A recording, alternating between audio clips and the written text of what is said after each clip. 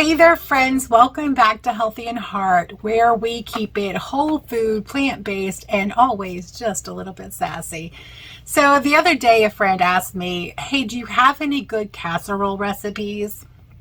And honestly, I almost said no, because when I hear the word casserole, I think of those heavy mystery ingredient dishes from church potlucks that somehow require 3 cans of cream of something and still taste beige. But then I realized, wait a second, I do have a casserole recipe, and trust me, it is not your grandma's casserole. This is my beans and oat groat casserole. It is a hearty, satisfying, nightshade-free dish that's full of flavor, fiber, and clean, whole ingredients. There's no canned soup, no cheese globs, and no regrets. Although you can add cheese if you want to.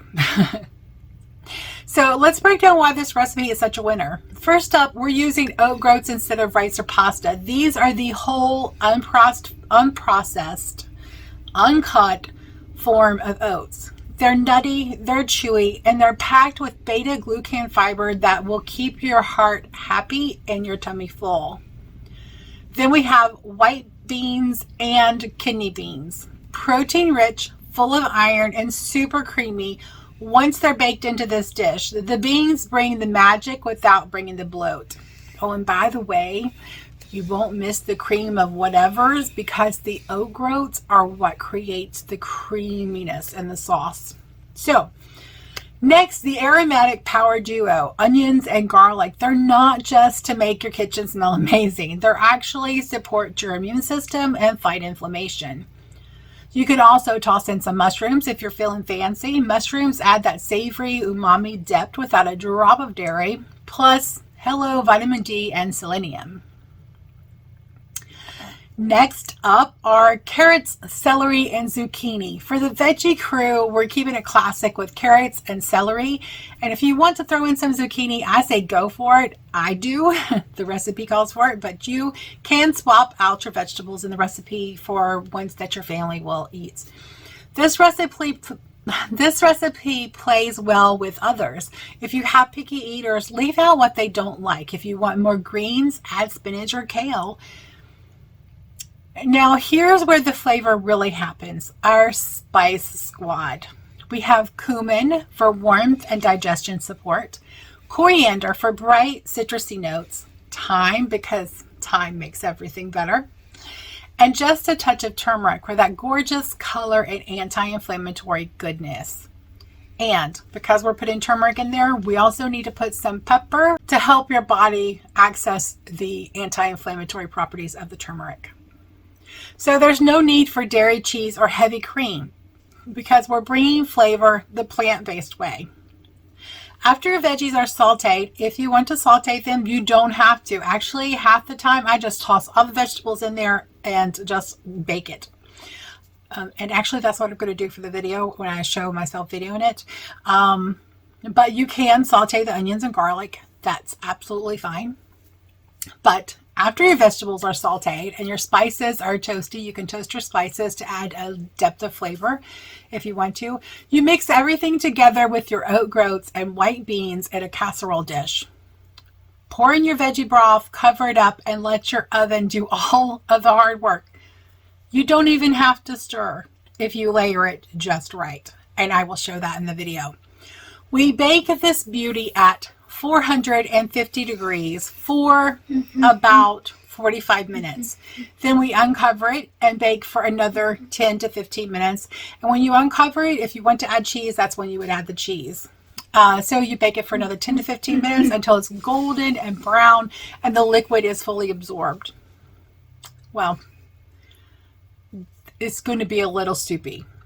But if you let it sit after you pull it out for 10 to 15 minutes, the soup in it will thicken and it will be that nice creamy consistency that you love and that you associate with a casserole. So first thing we're going to do is we're going to make sure our oven is preheated to 450 degrees. Now the rest of this is going to go pretty fast, so if you miss something, There is the recipe that is printable in the description. There's a link to it. I love this casserole dish. Let me just say I absolutely love this casserole dish because it has a cover. That means I can, once it's cooled off, I can put it in the cover and put it in the fridge, or I can bake with the cover on and not have to worry about aluminum foil. So I just got these last week. I am loving them. And they're easy to clean. Just soak them in a little water with a little dish soap for like 10 minutes. And with one of these little scrub pads, it comes right off. Everything comes right off.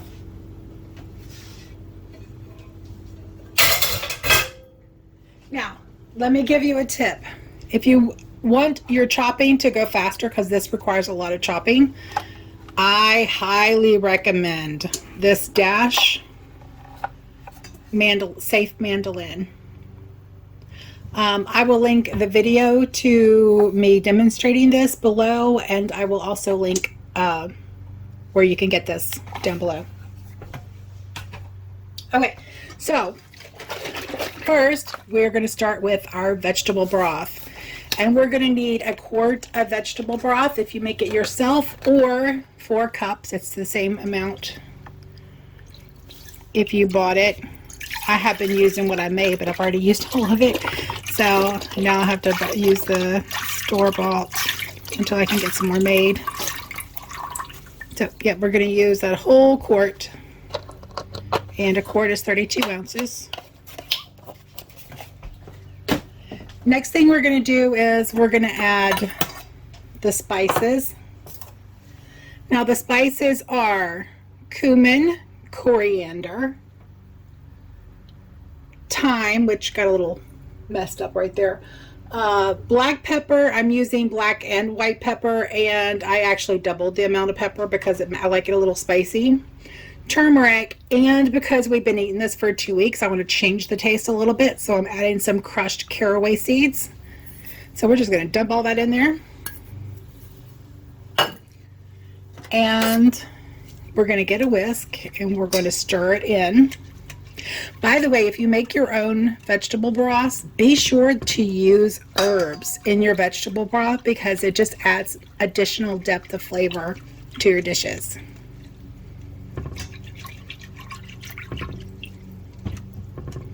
Now this recipe does not use any salt, but you can add salt if you want. If you want to add salt, I'd say maybe a teaspoon to the whole dish.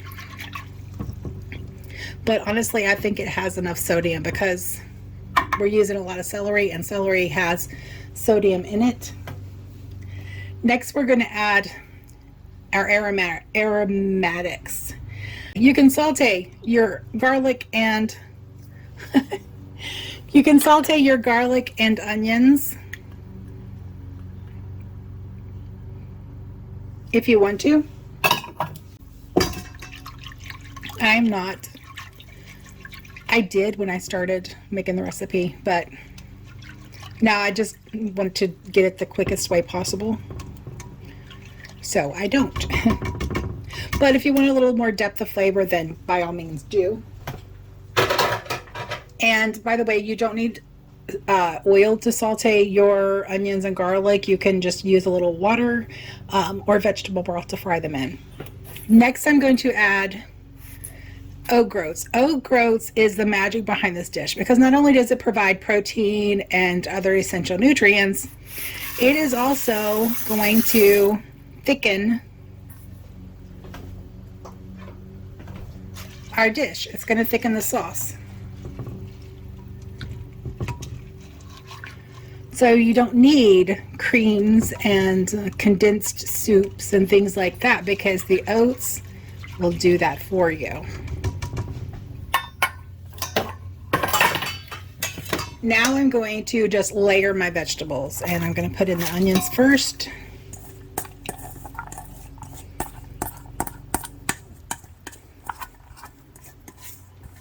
Now it calls for 1 large onion, but I had small onions, so I used white and red onions. And by the way, these vegetables are high moisture vegetables. They're going to release more liquid into it. Next, we're going to add some of our beans, and you can add whichever beans you want, but I'm adding the cannellini beans. You can use navy beans. You can technically use any beans you want. You can use any spices you want to customize this to the way you like it. Now I'm going to add zucchini.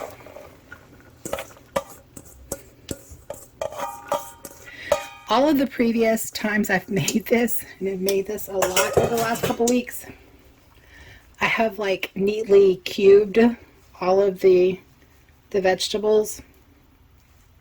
It doesn't really matter. Unless your family has like a texture issue, it doesn't matter. Next, I'm going to add the celery.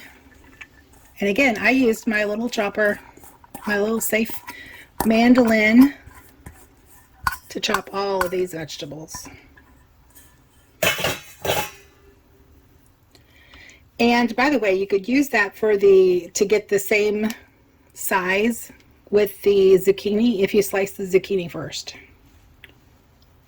But I was being lazy today, so I didn't do that. Next, I'm going to add my carrots. And I think I have way too many carrots here.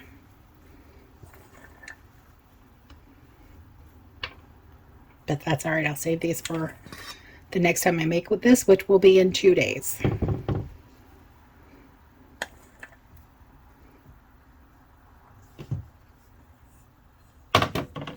Next, I'm going to add my second bean. And I like using the red kidney beans because the red means it has anthocyanins, which is really good for your body. And, you know, anthocyanins are good for free radicals. And it adds a little color. And next I'm going to add the mushrooms. And again, that little sweet, safe mandolin slice the mushrooms just as easily as it did the carrots. And the reason I used it today is because my arm is a little achy from having to chop all of those carrots for the past 2 weeks, which is how long we've been having this for dinner. Or actually, it will be by the end of this week.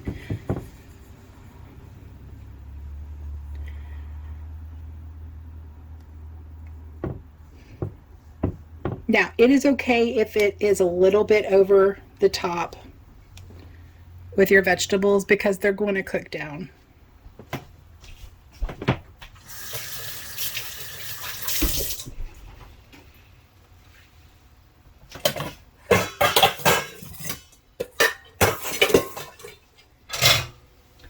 And now, because I've learned the hard way that putting this lid on here will make the vegetables stick to the bottom of the lid, separate it with parchment paper.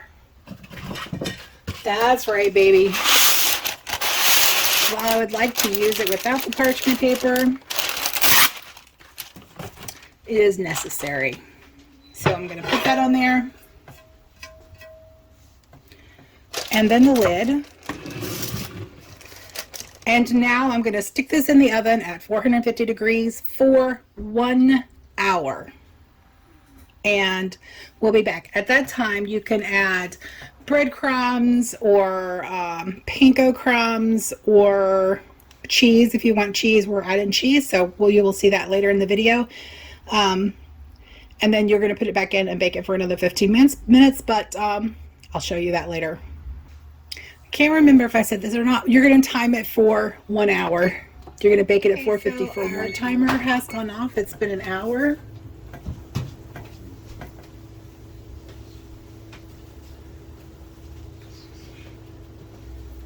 And I want to show you something.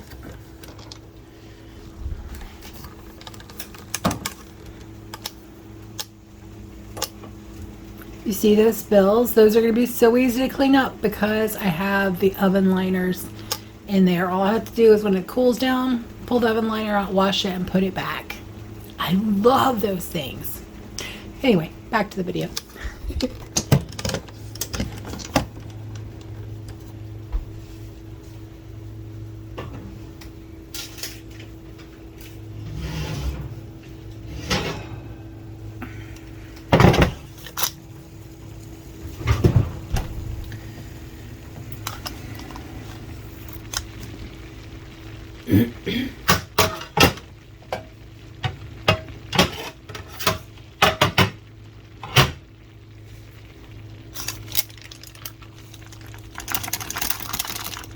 And see, that's why I put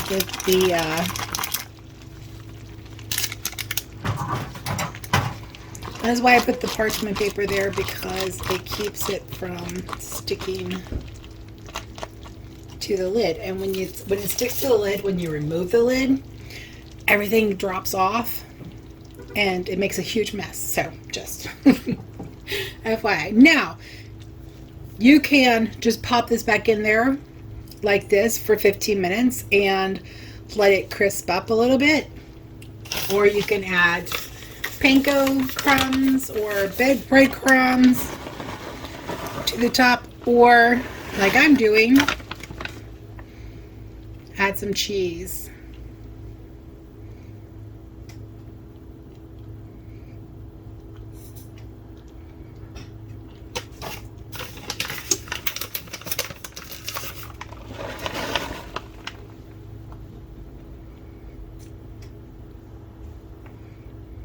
And it usually takes about a bag and a half to get a pretty decent covering of cheese. So now we're just going to pop this back in the oven and let it bake for 15 minutes. That's enough to kind of toast the top and melt the cheese, and then it will be ready for eating. We'll pull it out and show you what it looks like. Now the 15-minute timer has gone off, and our casserole is ready.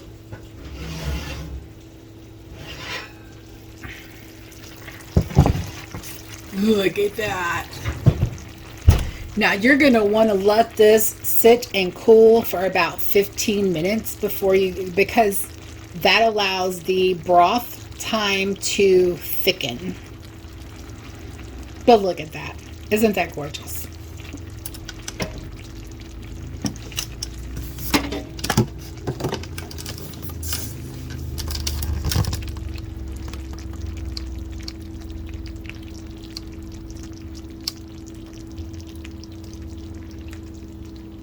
And it tastes really good too.